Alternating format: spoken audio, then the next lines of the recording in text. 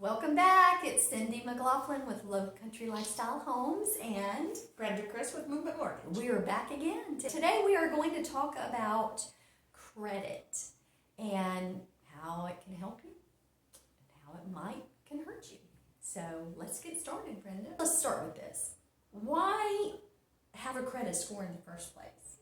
And how does that affect you? Okay, two-part question. The reason that they came up with a credit score was a way for an underwriter to take a look at what you've done in the past, because that then gives them an indication of what you're going to do in the future. So that score is so important. It tells them so many things about your history, about how you pay your bills, if you've been late in the past, if you've been late a long time ago, if you've been late recently. And yeah, it just opens up a lot of questions. So the better that score is, the better off you're going to be. Okay. So what happens when someone doesn't have a credit history? Because I know that, there's a lot of people out there that want to purchase things with cash, they don't want... The Dave Ramsey method. They don't want, credit cards, because they're afraid, to go into debt and, they just want to pay things. Yeah, but there's a lot of people that pay with cash. Yes. I run into that quite often. Yeah. So for those people that don't have a credit history and they're wanting to do some things, purchase a home or a car or whatever, what about those people? And what should they do? It's going to make things a little more challenging, but it's not something that we can't overcome. Okay. So there's a couple of options. I can send you out to get a secured card, but it takes about 6 months for a secured card to really impact your credit and help you.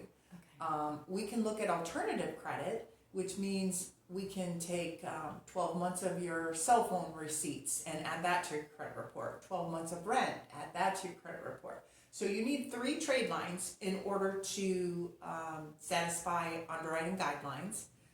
So we would take 3 things that you've made 12 payments on and add that to your credit report is basically how we do that. Okay. You can also go to experianboost.com and it will ask you to upload your bank statements, and then it will go in and pull anything that you have paid monthly, including utilities, electric, water, sewer, Netflix, whatever you're paying monthly. It will pull that off your bank statements and add that to your credit report. But that's just for Experian. I think for Equifax, you have to call them and manually upload all of your stuff to have them added. Okay. But yeah, so at least 2 of the bureaus you want to do that with, because then we take the middle of 3 scores. So you're going to get TransUnion, Experian, and Equifax, and you're going to get 3 different numbers. We're going to take the one that's in the middle, and that's what we're going to qualify you on. Okay. So that's good information, because really a lot of people don't realize that. When they think, they're going to check my credit, I have to have a credit card or car payment or a house payment, or, they don't realize that those are some things that could help. Yes. Also being added as an authorized user on somebody's card. So if you have a family member that is in good standing with their credit and has a low balance, you don't want to get added to somebody's credit card that has a history of late payments or that is maxed out. That's not going to help you. But being added as an authorized user can definitely help you if you have somebody that's in good standing and is willing to do that. Okay, good information. So I told you in our last video, Brenda is a wealth of knowledge. So this is good information for you. So I'm glad we're doing this for you guys. So with talking about the credit score and needing a credit history of some sort, what are some ways that history helps us? So if you are in good standing and you're seeing your credit rise, credit is a roller coaster. Everyone's going to have days when they're down and they're up, and when you make your payments, it's going to affect your score every single month. So keeping those credit cards really low is going to help your balance go up. The more available credit you have that you don't use, that's going to seriously help your score. So when you got that good score, an underwriter looks at that and they say, wow, these people are capable of having credit but not maxing it out. So they're considered a good credit risk. Credit cards alone are 30% of your score. So if you don't have one, you're missing out on a boatload of points. I've seen people go get a credit card and see 80 points be added to their report right off just for taking it out. And then as you have history on that card, you get more points. Okay. So it credits a pie, and 1/3 of that pie is your credit card and how you make those payments and how low your balance is. Okay. So people also don't know that when you have revolving credit, if you were to take out a personal loan, an installment loan, installment means the same payments every single month like an auto loan, Mm-hmm. and pay off your revolving credit, revolving means it revolves with your balance, your credit will go up. So because your utilization on your revolving came down, and then you turned that into a stable monthly payment that you're making payments on. So a lot of times if you have a lot of credit card debt, you go get a personal loan and pay down that revolving credit, you will see your score go up. So that higher score really helps you in underwriting. It helps when I run the decision engine in the computer, because then the decision engine sees that and says, oh wow, this is a good score. They have a good payment history. They have a really good record. So we're going to allow them to go higher in their debt ratio. And we can do another video on how debt ratios affect people, but there's a number we can't go over. And sometimes if your score is good, they'll let you go all the way up to the max. Or if your score is not so good, you might not be able to go as far and borrow as much. Mm-hmm. So it really does impact you quite drastically. So Okay. The better your score, the better off you're going to be. Okay. So, so I had a lot of thoughts while you were talking. I ramble. No, it's good because there's so many, Nuances. different things that we could talk about Yes. that, are going to be valuable information to our people, viewing. So especially right now with the credit cards rolling in from the holidays. Yes. So If you can't pay that down right away, see if you can take out a personal loan to pay it down with that. Yeah. So, so a couple more questions. Okay, if someone had, a little few blips on their credit history, what are some things that we can do to make that better? Okay, so we kind of talked about credit card utilization. So you get points when you're at 50% of your balance or your available credit line. You get more points at 30%, and you get the most points possible at 10%. Okay.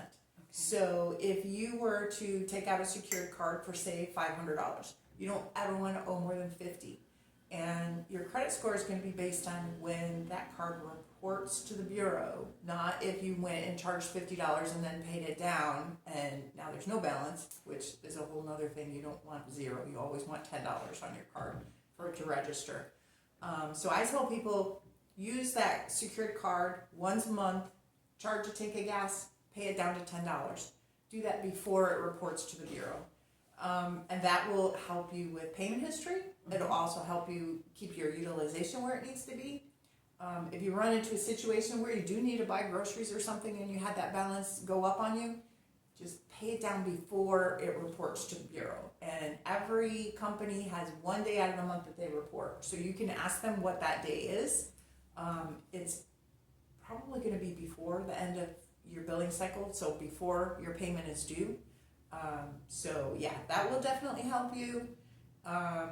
That's usually the first thing I ask about is credit because it has such an impact on your score. The next thing would be working on anything that has been late on your report in the last 12 months. So each time you get paid, pick one collection on your report. Call them, settle it, ask them to delete it. If you pay something, it reverts to current, like it happened yesterday, which hurts you because it's within the last 12 months. But you're better off paying it in the long run because eventually it's going to be good for your report. But in the short run, if you're trying to buy a house right away, it can hurt you.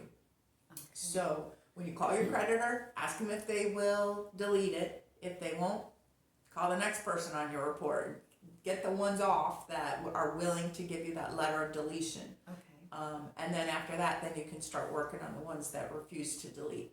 you are better off in the long run paying it than not paying it, but in the short run, like I said, it can hurt you. Okay. So charge-offs have more weight on your score than anything else. So if you call that creditor and say, look, this is charged off, you're not getting a dime, you know, are you willing to negotiate with me and take something to remove this off my report? Chances are that would be yes. So get rid of the charge-offs, get rid of the collections.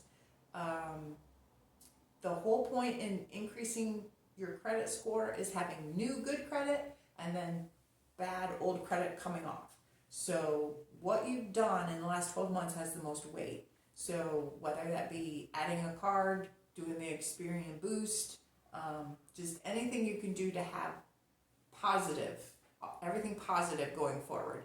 And by all means set up, you know, auto drafts or what have you to make sure that you don't accidentally have something report late. That will kill you. It will literally kill your score. Right, So right. it's so important. I've had a lot of people that were very upset because, you know, something auto drafted and they weren't prepared for it, and for whatever reason they didn't have auto draft protection or what have you. And most of these companies are not willing to take it off, even if there was a mistake or an oversight. So Right, okay. And you,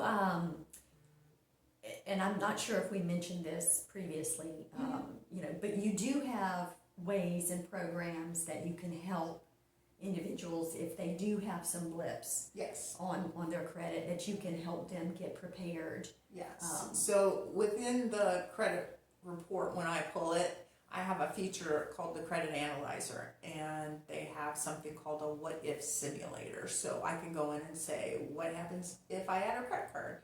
What happens if I remove this debt? What happens if I pay this down?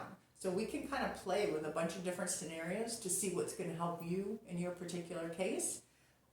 If it looks like there are issues with, like say there's something that's an error, you can either try and work on that yourself, or I work with several credit repair companies that would be willing to assist you.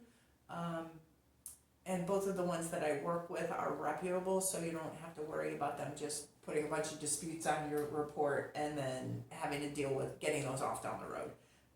Disputes basically take that item from your report and erase it like it doesn't exist. So then an underwriter looks at your report and they say, okay, all these disputes are here, this is not a true score. Remove the disputes, go pull a new credit report, and then I'll know what your true score is. So disputes do not help you. They're a process, they're a tool that you use, because then the creditor has 30 days to respond as to whether or not they agree that you actually owe that debt or not. But if you really do owe that debt, they're going to come back and say, we investigated it and we're not removing it. Right. So it's only going to help you if it truly is something that's an error. Unless you have paperwork to back that up, chances are they're not taking it off your report. And then another thing that people do is once something gets to that point where it might fall off your report, these companies got smart and they're selling it to somebody else, and it's that 7 years is starting all over again. So don't bank on the fact that something's going to fall off your report and go away. So you're better off calling the company and settling it and getting it removed, and it's going to help you in the long run. Right. And that's another good point too, because, you know, a lot of individuals, you know, oh, in 7 years this is going to fall off. They don't realize that it could be sold, and it just starts all over again. So it's not, like you said, it's not, don't count on that. It's not a guarantee. Right. Because it could be there forever. I mean, something that's really super old is having a lot less impact on your score. But it's still there. It's still a negative mark on your report, and it's still dropping your credit score. Right. So better, like Brenda said, to try to take care of negotiate, because in the long run it's going to help. So all right, well, I thank you. Lots of great information. So you might have to rewind this one and play it a couple times, because there's a lot of data packed in there. And a lot of data, and a lot of data we can still do more on within this. So but we thank you for watching and joining us.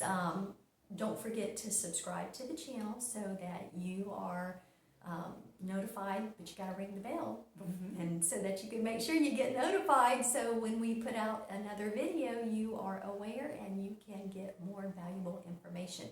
If there's anything that you would like us to talk about, or anything in the Charleston area that you would like to see that I could go do a video for you, I'll be happy to. Just let us know in the comments below. We'll be happy to do whatever, give you any information that is of value to you, right, Brenda? Absolutely. Yeah, so Brenda, tell us again how anyone can get in touch with you if you want to talk to Brenda about, your credit, take a look at it just to, see what it is, what, to get ready for in the future or now or whatever. How can they get in touch with you? You can either email me at brenda.christ@movement.com. Christ is spelled CHRIST. Or you can call me at 843-330-8002. I look forward to helping you. And she will help you too. All right, well, thank you for joining us. It's Cyndi with lowcountrylifestylehomes.com. Check out the website. You can email me as well at Cyndi@lowcountrylifestylehomes.com. All right, we will see you next time. Have a great, blessed day. Bye.